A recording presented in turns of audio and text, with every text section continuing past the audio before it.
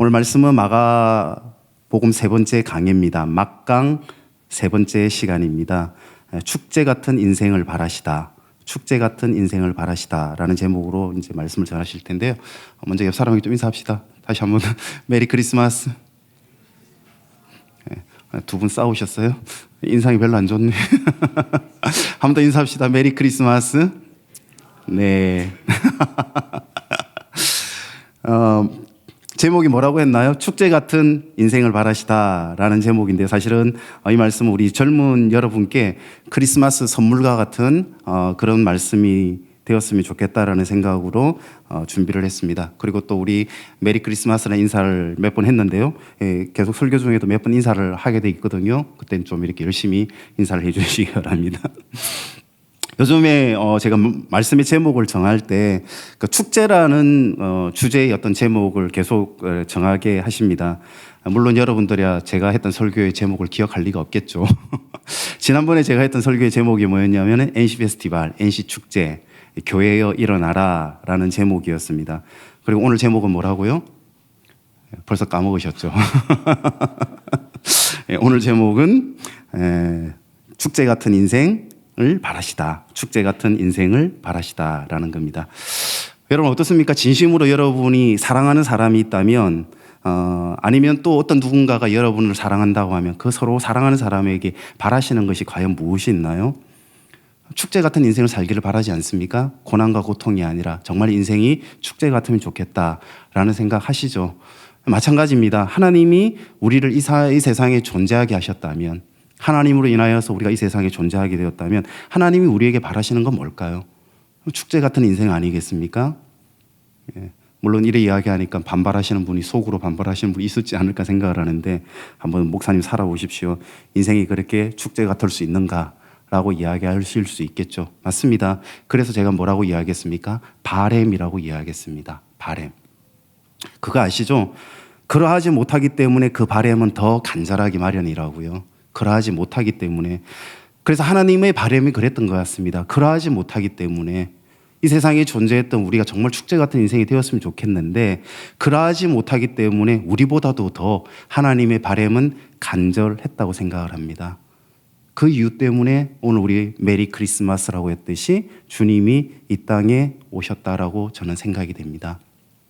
그런데 성경이라는 걸 가만히 읽어가다 보면요, 참 모순된다라는 생각이 들지 않습니까? 제가 방금 축제 같은 인생이라고 이야기했고, 그래서 우리가 메리 크리스마스라고 이야기했지만 이 축제 같은 날 성탄절이라고 이야기를 했는데, 사실은 이 예수님이 십자가로 죽기 위해서 오셨잖아요. 우리는 메리 크리스마스 성탄이라고 이야기하고 있는데, 사실은 예수님 이미 죽기를 작정하시고 계획된 가운데 이 땅에 오셨다라는 겁니다. 그날을 기뻐한다? 죽기 위해서 오신 분을 위해서 기뻐한다? 참 모순된다고 생각하지 않나요? 바로 오늘 성경의 본문이 역시 그러합니다. 특히 11절이 그러한데요. 제가 읽습니다. 하늘로부터 소리가 나기를 너는 내 사랑하는 아들이라 내가 너를 기뻐하노라. 내가 너를 기뻐하노라. 십자가에 죽어갈 사람을 두고서 내가 너를 기뻐하노라 라고 하니 이해가 되지 않는다라는 거죠.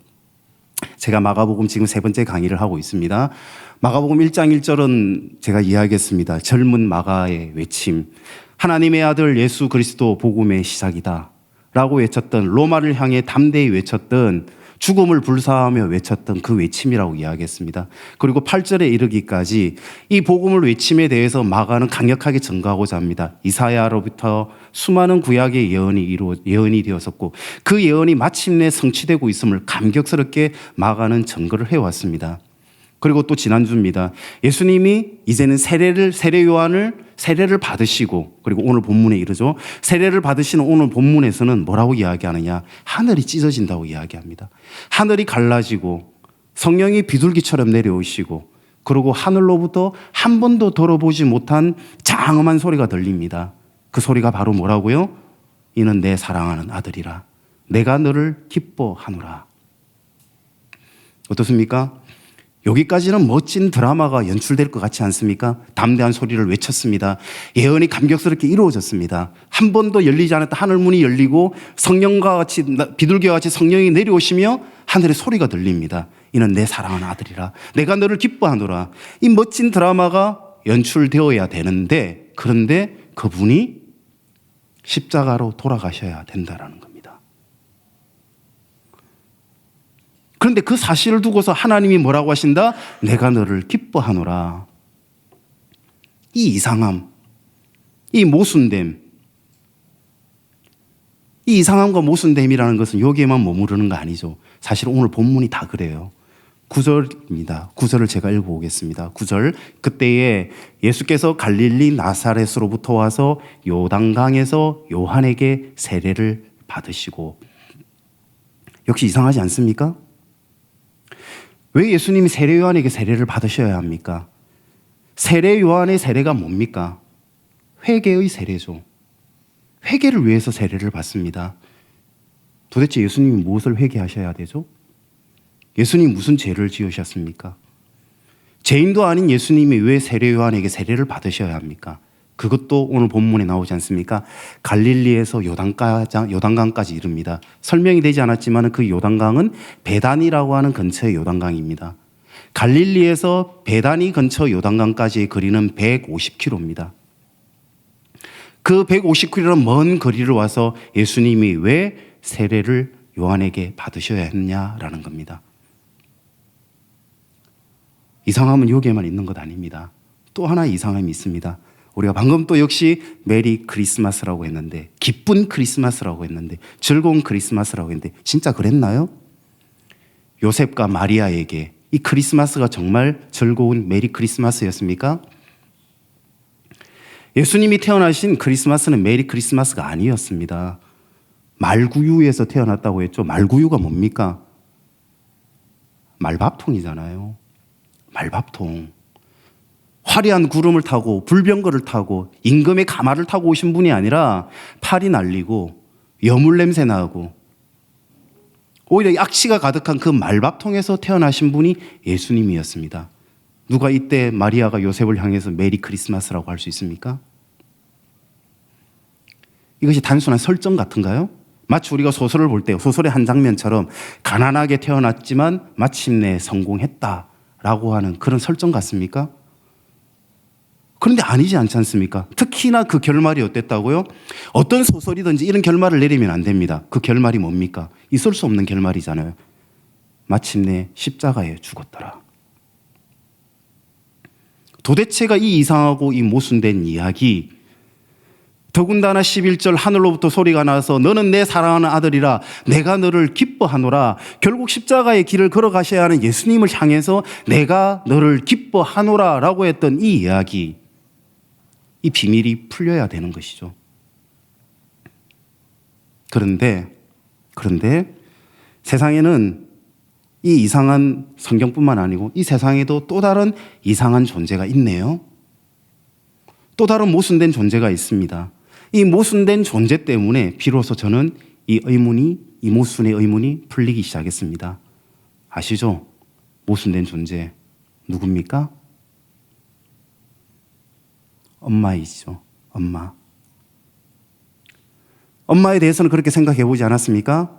우리 지금 저 뒷자리에 정윤선 자매님 어떻게 이렇게 하랑이가 사랑스러운지 기옛말로 사랑스러워 미치겠죠? 엄마는 참으로 이상합니다. 엄마는 왜 짜장면을 안 좋아하실까? 그렇지 않습니까? 엄마는 왜 생선버리만 좋다고 하실까? 엄마는 왜 늘 배부르다고만 하실까? 엄마는 왜 항상 먼저 먹었다라고만 하실까? 엄마는 왜 너가만 배부르면 내가 배부르다고 하셨을까? 이 모든 게 모순이지 않습니까? 우리 지금 저기 일부러 잠을 깨워야겠네. 전현숙 권사님. 권사님도 그렇지 않습니까? 자식을 위해서는 뭐든지 다 할 수 있죠. 진짜 다 할 수 있죠. 그렇죠? 죽을 수 있죠. 자식을 위해서 죽을 수 있죠. 참으로 신기하다고 생각하지 않습니까? 우리 인간은요, 너무나도 이기적인 존재예요. 이 자리를 떠나면 금방 이기적인 자기 자아를 이기지 못하는 존재예요. 그런 이기적인 존재가 누군가를 위해서 죽을 수 있다? 너무나도 신기하지 않습니까? 그러한 존재가 엄마입니다. 그러한 존재가. 우리 생물 시간 돌아와 봅시다. 고등학교 때 생각해 봅시다. 생명이라는 존재는 어떻게 존재합니까? 정자와 난자가 만나서 수없는 세포 분열을 통하여서 나 같은 얼굴이 되고 여러분 같은 얼굴이 되고 나 같은 키가 되고 또 누구의 키가 되고 누구의 모양이 되었습니다. 그런데 도대체 이 마음은 누가 주셨습니까? 누구를 위해 죽을 수 있는 이 마음은 도대체 누가 주셨고 누구로부터 온 겁니까? 그래서 결국엔 어떤 불신자도 심지어 도킨스마저도 히친스마저도 부인할 수 없는 것, 그 마음의 출처는 모르겠다라는 것이죠. 결국 이 마음 때문에 우리는 하나님을 부정할 수 없는 겁니다. 이 마음은 하나님이 주신 것임을 부정할 수 없는 겁니다. 이 마음 때문에 우리는 하나님을 인정할 수밖에 없습니다.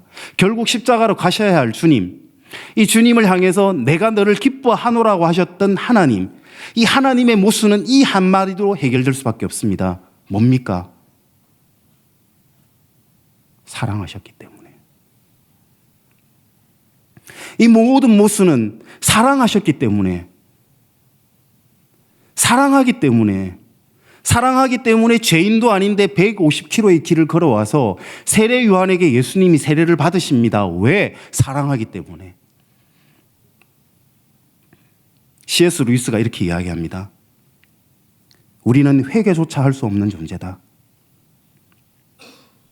우리가 회개할 수 있다고요? 아니요, 우리는 회개조차도 할 수 없어요. C.S. 루이스는 난절하게 이야기합니다. 우리의 회개는 잠시의 회피요 변명일 뿐이다. 우리라는 존재는 진정으로 회개할 수 없다라는 겁니다. 그래서 C.S. 루이스는 이렇게 이어갑니다. 진정으로 회개할 수 있는 완전한 분은 오직 한 분밖에 계시지 않는다. 죄가 없으신 그분만이 완전한 회개를 할 수 있다. 그러나 그분은 회개를 해야 할 이유가 전혀 없다. 죄가 없으시기 때문이다. 그런데 그분은 회개를 하셨다. 그분은 세례 요한에게 회개의 세례를 받으신 겁니다. 왜?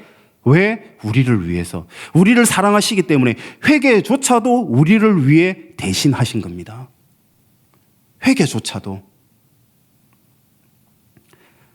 오늘 제목이 뭐라고 했습니까? 이제는 안 까먹어야 될 건데. 오늘 제목이 뭐라고 했습니까? 누구의 목소리였지? 대단합니다. 축제 같은 인생을 바라시다. 여러분 정말 축제 같은 인생을 살고 싶지 않습니까? 맞습니다. 우리가 처음 태어날 때, 우리가 태어나는 그 순간은 정말 우리가 축제 같은 인생이었습니다.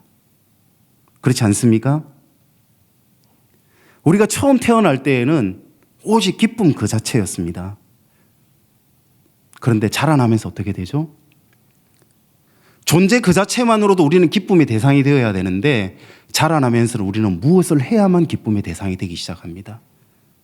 하지만 그 무엇은 우리가 그 어떤 것도 이룰 수 없는 무엇입니다. 회개도 우리는 할 수 없습니다. 심지어 기도도 할 수 없습니다. 심지어 믿음조차도 가질 수 없습니다. 그 자체만으로도 우리는 기쁨의 축제와 같은 인생을 살 수 없는 존재가 되어버렸습니다. 이것을 타락이라고 이야기했습니다. 이 모든 것을 대신하기 위하여 하나님은 우리에게 주님을 보내셨던 겁니다. 로마서 8장 26절 이와 같이 성령도 우리의 연약함을 도우시나니 우리는 마땅히 기도할 바를 알지 못하나 오직 성령이 말할 수 없는 탄식으로 우리를 위하여 친히 간구하시느니라. 어떤가요? 인정되지 않습니까? 정말 우리는 회개뿐만 아니라 기도조차도 할 수 없는 존재입니다. 심지어 믿음조차도 그러합니다. 우리 솔직한 모습을 한번 봅시다. 겉으로 드러나는 모습 말고요. 우리 솔직한 자기의 내면의 모습 봅시다. 우리의 믿음 어떻죠? 주저주저하는 믿음. 확신이 없어가지고 겨우 뱉어내는 가냘픈 고백들 아닙니까? 그러다가 살아가면서 인생의 방황 속에서야 겨우 입술로 새어나오는 신음처럼 기도하는 우리의 모습 아닙니까? 이게 솔직한 우리의 모습이잖아요. 그런데 이 모든 것을 죄다 대신하겠다.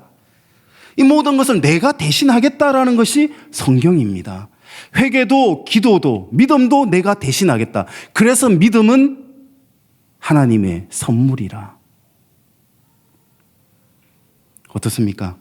성경이란 이 모든 것이 사랑의 선물 같지 않습니까?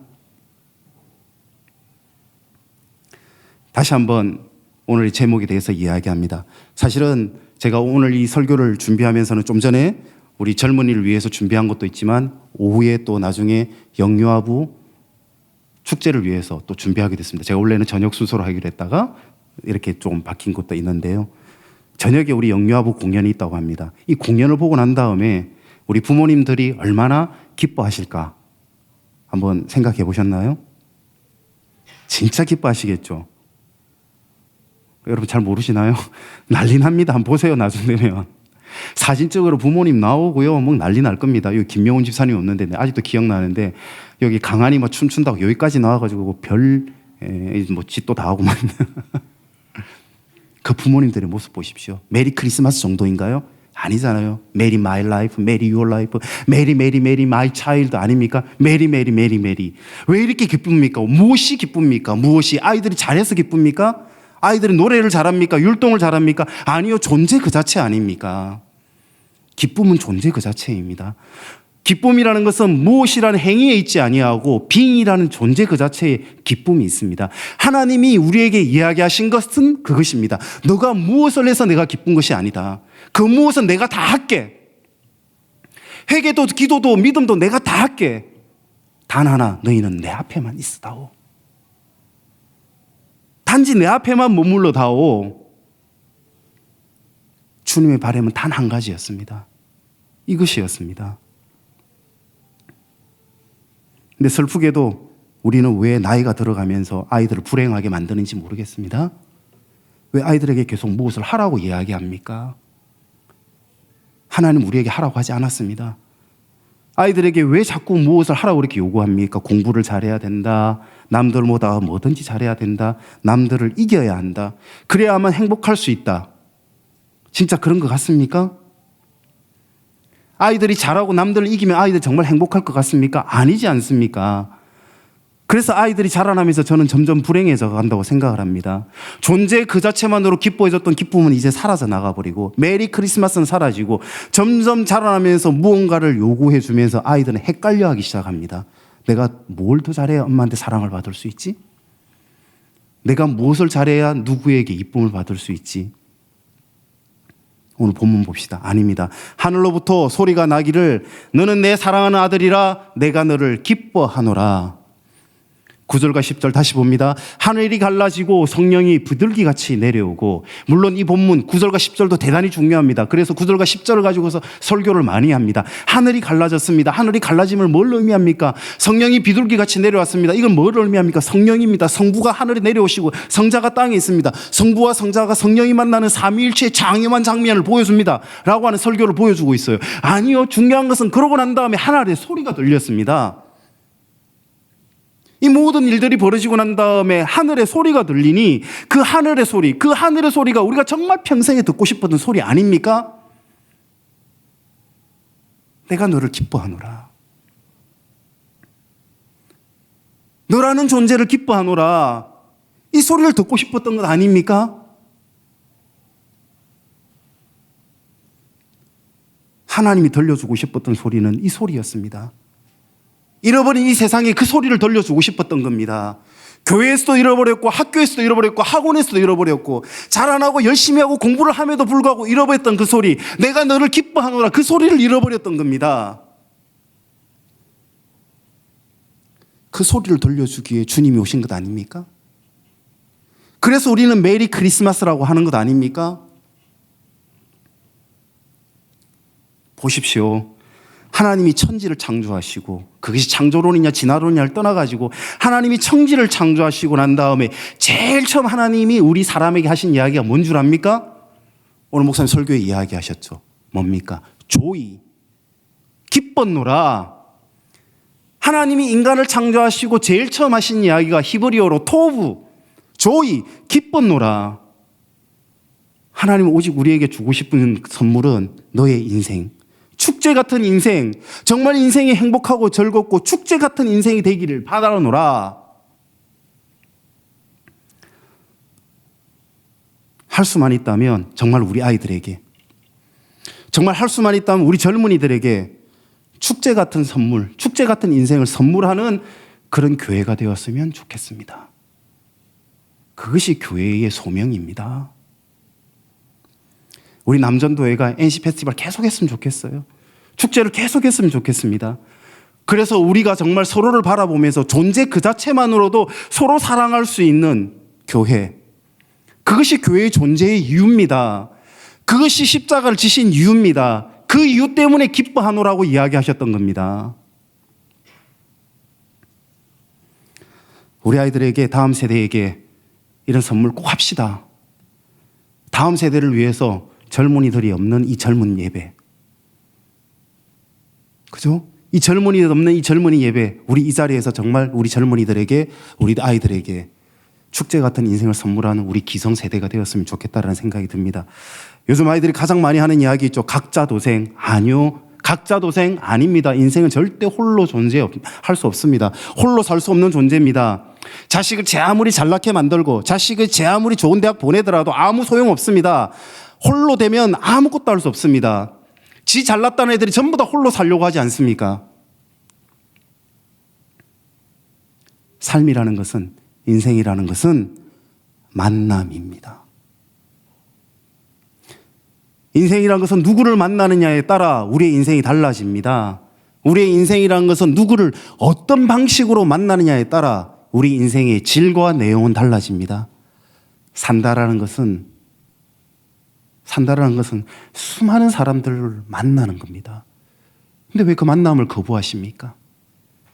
그 만남을 왜 거절하십니까? 이 교회에 와서조차도 그렇습니까? 우리가 십자가를 잃어버렸기 때문이라고 생각합니다. 나는 교회가 다시 그러한 소중한 만남을 이뤄가는 교회가 되었으면 좋겠습니다. 교회가 사랑의 공동체로 회복되고, 할 수만 있다면 정말 십자가를 지셨던 그 예수님처럼, 또 십자가가 그랬던 것처럼 서로를 대신하는 그런 관계를 만들어가는 교회가 되었으면 좋겠습니다.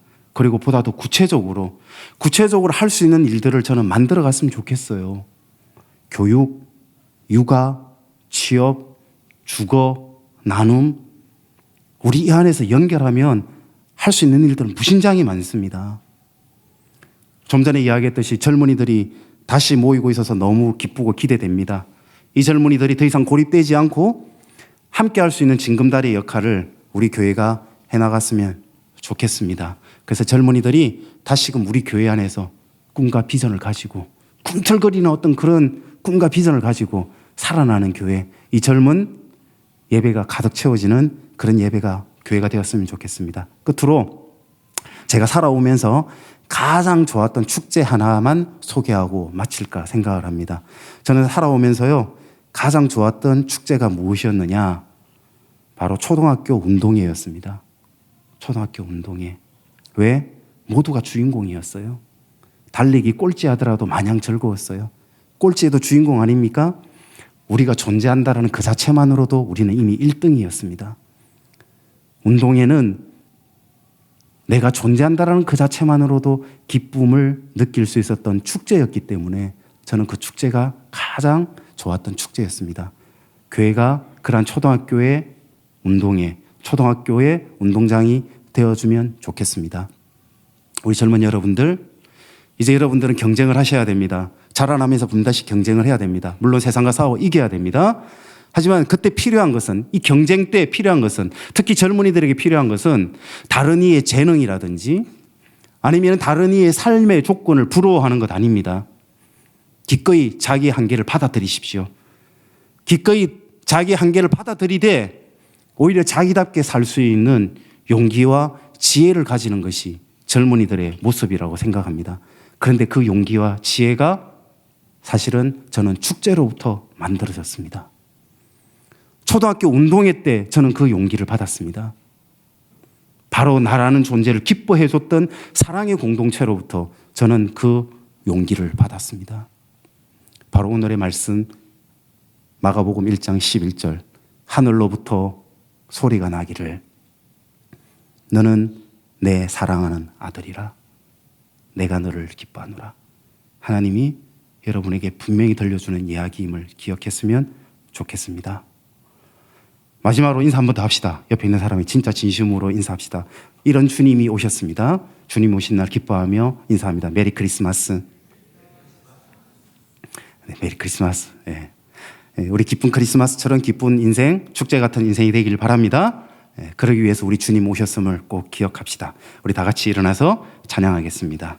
너는 내 아들이라 한 번 더 찬양합니다.